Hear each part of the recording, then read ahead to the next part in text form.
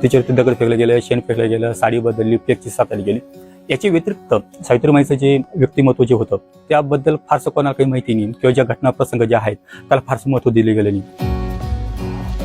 छत्रपती संभाजीनगरच्या राहुल पगारे यांनी सावित्रीबाई फुलेंचं आयुष्य कॉमिक बुकच्या माध्यमातून समोर आणलंय.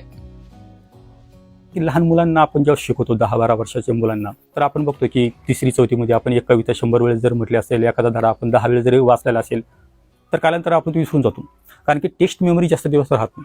पण लहानपणी बघितला जो मूवीज असतो, एखादा नाटक असेल, सिरीज असेल, तर तो मात्र आपण 25 वर्ष 30 वर्ष आपल्या तो लक्षामध्ये राहतो. तर तो का राहतो? कारण की व्हिज्युअल मेमरी ही टेक्स्ट मेमरीपेक्षा जास्त इम्पॅक्ट निर्माण करते. क्रांतिज्योती सावित्री, भारताची आद्य स्त्री उद्धारक या पुस्तकात सावित्रीबाईंच्या आयुष्यातले अनेक प्रसंग रेखाटले गेलेत.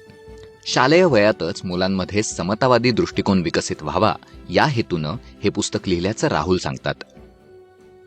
आता ह्या कॉमिकच्या माध्यमातून आपण काय बघतो की सावित्रीबाई आहे, ज्योतिबा आहे, तर यांनी धार्मिक अंधश्रद्धाला कसा विरोध केला, सामाजिक रूढी परंपरा असल्याला कसा विरोध केला, विवेकवाद विचार त्यांनी कसा स्वीकारला, वैज्ञानिक दृष्टिकोन कसा स्वीकारला.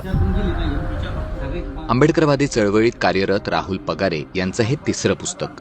हे पुस्तक लिहिताना त्यांच्यासमोर काही आव्हानंही होती. की मला एक महापुरुष महानायिका आहेत, त्याचा विद्रोह जो आहे त्याला मी मावळ करायचं नाही, मला त्याला डायल्यूट पण करायचं नाही, कारण की आपल्या कृतीमधूनच आपला विद्रोह झळकत असतो. मी जर त्याला डायल्यूट करायचा जर प्रयत्न जर केला तर त्याच्या व्यक्तिमत्वाला छेडखाडी केल्यासारखं होतं, कारण की माझं व्यक्तिमत्व माझ्या कृतीमधून झळकत असतं, माझी कृती जशी तशी आली पाहिजे. मग एक रॅडिकल व्यक्तिमत्वाचे विद्रोही व्यक्तिमत्व जे आहेत तेही पण साकारता आलं पाहिजे. पहिली गोष्ट, लहान मुलांचे समज त्यांची अंडरस्टँडिंग लक्षात घेऊन. दुसरं की ज्यावेळेस आपण महापुरुषाबद्दल वाचतो, महानायिकाबद्दल वाचतो, तर त्यांचं ग्लोरिफिकेशन होऊन त्याचं दैवितीकरण पण नाही झालं पाहिजे. म्हणजे आपल्याला दैवितीकरण हे पण टाळायचं आहे आणि त्यांचं रॅडिकल व्यक्तिमत्व जे आहे ते पण आपल्याला साकारायचं आहे.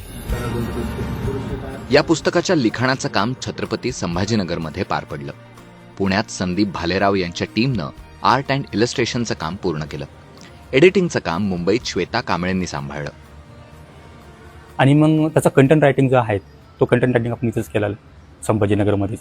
आर्ट आणि इलस्ट्रेशनचं हे खूप महत्त्वाचं काम होतं, कारण की जितकं कंटेंट रायटिंग करतो तेवढं समतुल्य काम जर काही महत्त्वाचं असेल तर हे इलस्ट्रेशन खूप महत्त्वाचं असतं, कारण की मुलांना चित्राच्या माध्यमातून त्याचं गांभीर्य कळत असतं, त्याची इमोशन्स जे आहेत समजा एखाद्या पात्राचं तिथून कळत असतं. राहुल पगारे एका खासगी कंपनीत काम करतात.